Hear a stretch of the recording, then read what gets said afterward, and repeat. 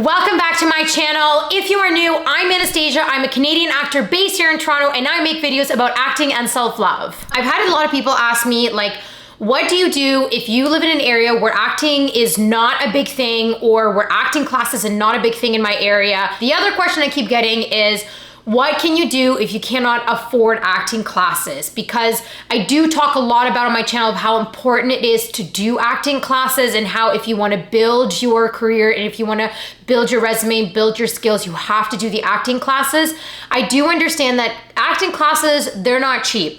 Believe me, I am like taking currently a financial break from acting classes because it's tough. And especially when you live in downtown Toronto with the inflation, with the recession that we're having, like, shit ain't cheap out here, okay? And sometimes you have to take a little break and not pay for classes just so you can kind of get by with everything else. So I want to talk about this topic because I think right now it's a really good thing to address. I think a lot of people are in this boat, with me included. And so I want to have an open conversation about that.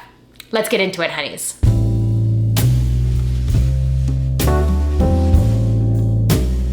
During COVID, the whole online world blew up. So during COVID, a lot of classes went into doing only online classes because we weren't allowed to do anything in person. And then when things were able to slowly open up back into being in person, then some classes went strictly back to in person, and some kept them as still as a hybrid. So half online classes and then half in person. This is super, super, super great for us because, for example, I live in Toronto and I would love to live in New York or LA. It's not easy for a Canadian artist to go to the States. Even if I did have a visa, it's just not something that's in the works for me right now to go. Like, financially, I just don't feel like I'm in the right headspace to move, but I'd love to do classes there. So let's think about it. Classes are usually 6 to 8 weeks or 4 to 6 weeks. That means I'd have to take a break from work for 4 to 6 or 6 to 8 weeks. I'd have to save up enough money to rent a place out there and then go to these classes once or twice a week.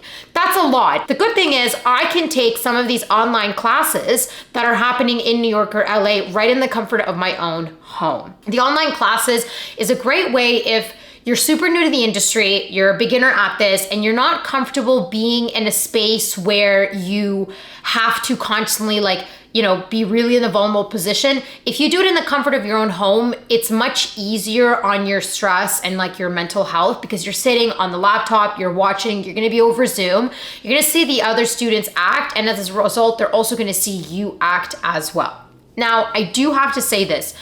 Online classes are still different than regular in-person classes. Obviously, in-person classes would be a better kind of bit more of a better training because it is in person, while the online is still great. You're still gonna learn, you're still gonna build your skills, you're still gonna make mistakes, but there is a little bit of, it's not at that level of what in-person is. So I just want to give that disclaimer because I know I've had people like do the online thinking that it's going to be the same as in person, and it's definitely not. The good thing is a lot of classes around the world do online classes. So you can be in Europe doing a class in Canada. You can be in the States doing a class in whatever. Like, you can be all around the world doing these classes, and it's a great way for you to get into it. And it's a great way for you to literally not have to move out of your country or out of your space in order to do acting and get into the industry.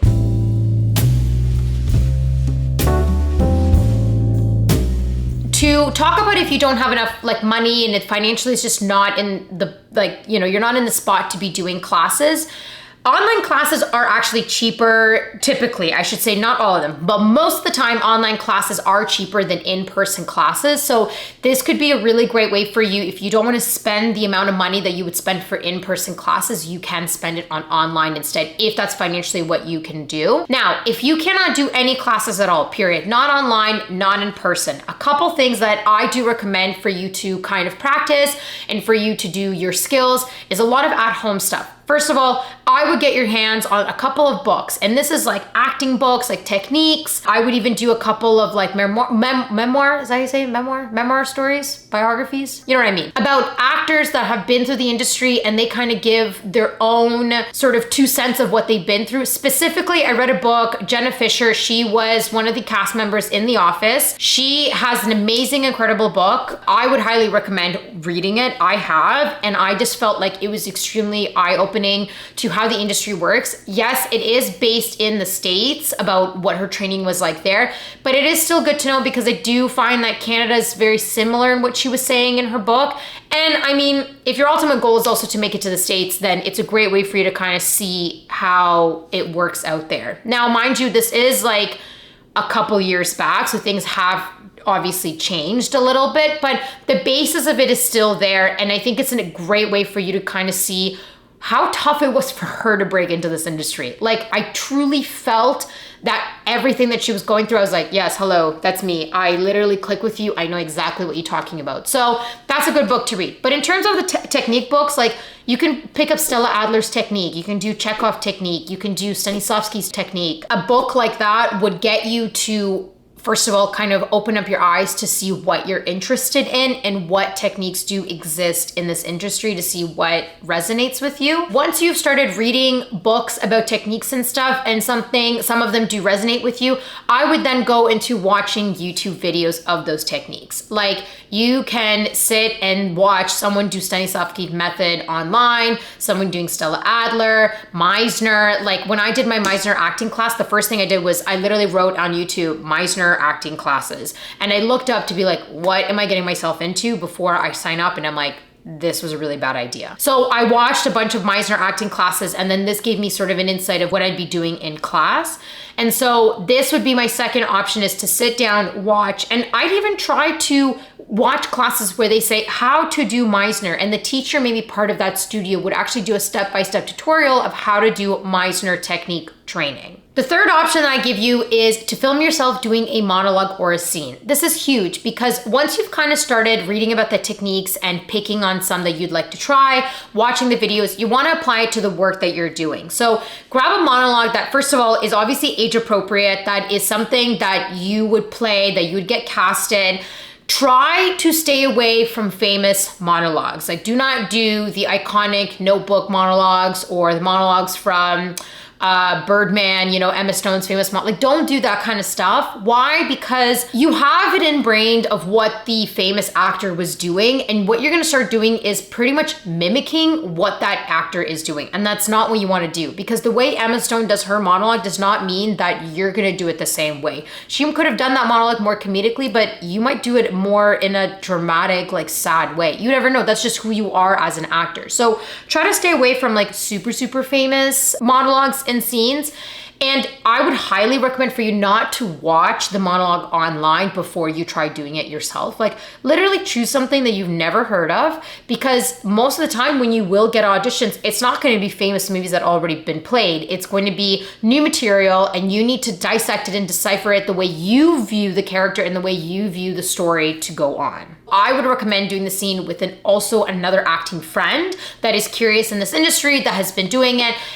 This is a great way for your friend to also practice doing like self-tapes and stuff. You can guys both benefit from each other, because sometimes you're not gonna be able to see things the way someone else watching you can. There's so many times where Makita's like, Anna, why do you like raise your eyebrows in a very interesting way? And I'm like, I did not know that. And you don't clock it, because you could watch yourself and be like, yeah, I'm just raising my eyebrows, but you don't realize that maybe you raising your eyebrows is actually you being something else or different or whatever. I also noticed that when I'm not actually connected to my work, I just like fake laugh, and you could tell when it's like a fake laugh. And I can't tell. I don't know why, but I can't tell. But when Makita, my boyfriend, helps me with my self-tapes, he's like, you just fake laughed. I know you're not connected to the work. I'm like, great. Thank you for pointing that out. So little things like that, your acting friend can help you when you're doing the scene that you're not gonna be able to do. The other thing is, always make sure to watch back your work. It's weird to watch yourself do your work. I find it very strange and interesting. Now I'm used to it because I do a lot of auditions all the time, and you have to get used to it. But when I first started in this industry and I first started doing self-tapes and auditions, and even when I was doing film classes, like to watch back your work in front of like the students and in front of your other friend that's helping you. I was really weirded out by it. I had a hard time watching myself and accepting myself that I was just on camera doing something. So this is a really great way for you to get over that fear and start building yourself some confidence when it comes to being in this industry. The last thing that I recommend is practicing cold reads. They're not super popular, I'll be honest, the way they were pre-COVID. Cold reads are really big in the theater world, I would say. Not as much in the film TV. They were when we were doing in-person auditions, like if you were doing one-liners or whatever, they could kind of like throw in a little cold read at you at any point. They don't do that as much because now everything's self-tape. Now, this still can change. We can leave the self-tape world very quickly, very fast. So hopefully if that happens, we might be getting into cold reads a bit more in the film and television world.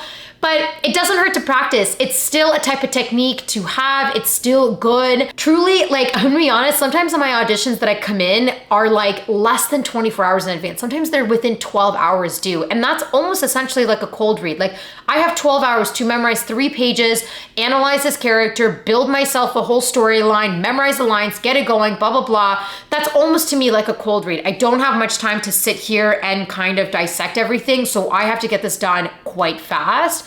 So it is still a good technique just to have in the back of your pocket because you never know. And especially if you want to do theater, like cold reads on theater auditions are very common. So it's just good to have it there whenever you need it and that you're not all of a sudden like freaked out that you have to do a cold read. The last thing I want to kind of talk about is a couple of the classes that I can recommend in Toronto that do online classes for those of you who are interested. I'm also going to give you a couple suggestions for New York and LA classes that I know do online classes if that's something you're interested in as well. They're decently priced. I believe they all are kind of a little bit different, but it's something to give a try if you cannot do them in person and you want to do it online. Those are a few really good options. Okay, queens, your girl gotta go to her serving job because she's an unemployed actress at the moment. I hope you enjoyed this video. Please comment below if you have any more questions or need more clarification on this topic. Love you, honeys, and I'm gonna see you all next Friday. Bye, honeys.